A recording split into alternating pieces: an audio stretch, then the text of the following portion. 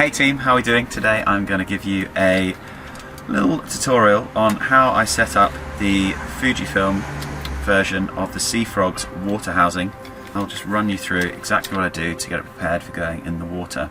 First off, give it a quick look over. I think it's really crucial because whenever you've had it in storage or in a bag, you never know if it's going to have any cracks or anything like that you just might notice. So give it a look over, because what you don't want is to get in the water and something goes awry and your delicious camera goes and gets horribly wet, because that's not fun for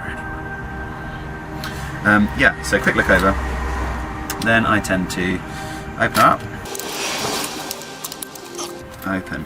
I take out my little dehumidifying strips that I use in the housing, because they're often quite damp, so I refresh those every time I go in the water.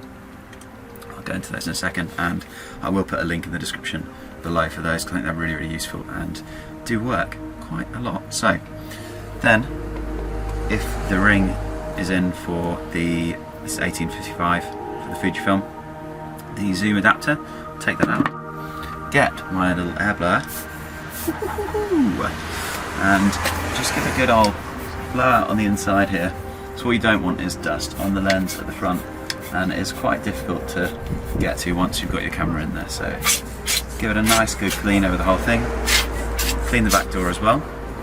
Yeah, then have a look on the seals, so the white bits here and here, for any hairs that might have got there, any fluff or any dirt, and just make sure they're really nice and clean, crucial. So once they're all clean, I reach for, somewhere hidden around here, my, probably should have prepared this earlier, shouldn't I? Oh well. Pot of silicone. So, silicone here, a little bit of silicone gel. Get a tiny touch on your finger and rub it around the edge of the seals here. I like to go around both the inside and the outside seals, fully around. Make sure there's a good load on there. You might have noticed I haven't actually put much on there today, but I did do it fairly recently.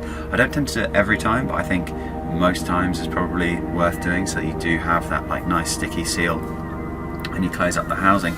Then next, get my little humidifier strips, which I'll link to, as I said, in the description below.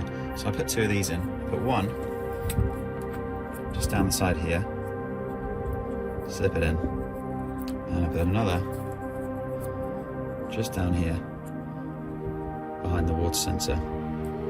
And I find that those two are enough to get rid of the humidity in the camera when you're out in the water, and I haven't had any issues with it steaming up with just using those two, so I'd highly recommend getting those. Next, if you're using the 18-55, which I am here, you need one of these for the zoom function. So you get the little rubber collar,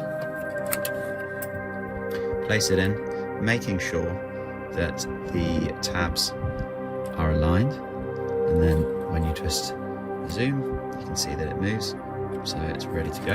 You don't have to, it does fit quite a lot of lenses without, so see what lenses you've got in your arsenal and experiment, because I use quite a few different ones without, like prime lenses without the zoom, and that's actually quite easy, nice and easy to get in. So next up, I like to place it top down like this, but for the purposes of this demonstration, I'll do it facing us so you can see it. I like to push it in, push the camera in now, most of the way,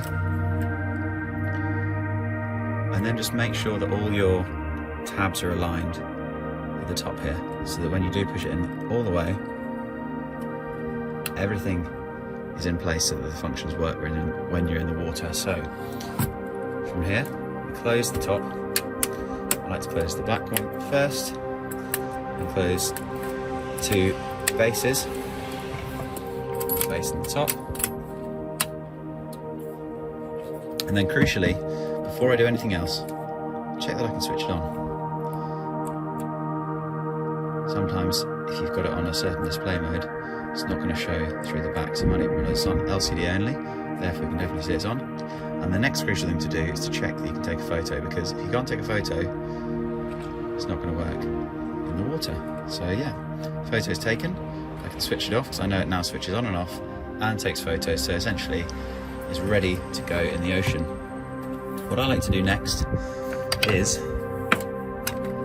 put on a handle. So it doesn't actually come with a handle. This is how it comes here, just minus the GoPro mount on the top. And it is quite a good grip on the side here, but I think what it really needs is a little bit of extra grip on the side. So I like to use a single tray handle like this, which you can get on the Seafrogs website for, I think it's like $25 or something like that, so real bargain. And then you line up the two tabs with the two screws here. Get them in. Get them attached nice and tight.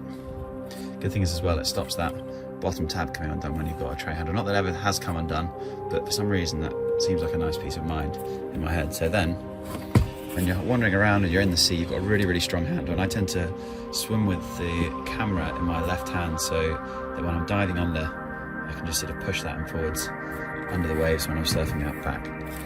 Also make sure that you have a leash attached. So the leash that it comes with, I think, is fine if you're like in a pool or something like that, or maybe even if you're diving. But for me, when I'm surfing, I need something a little bit more substantial. So I've actually just took this off an old bodyboard and it's been absolutely fine. It's pretty strong. It's getting a bit ragtag now, so I do need to replace it at some point soon, but it does the job. So you've got your housing fully set up, ready to go in the sea, which is pretty epic.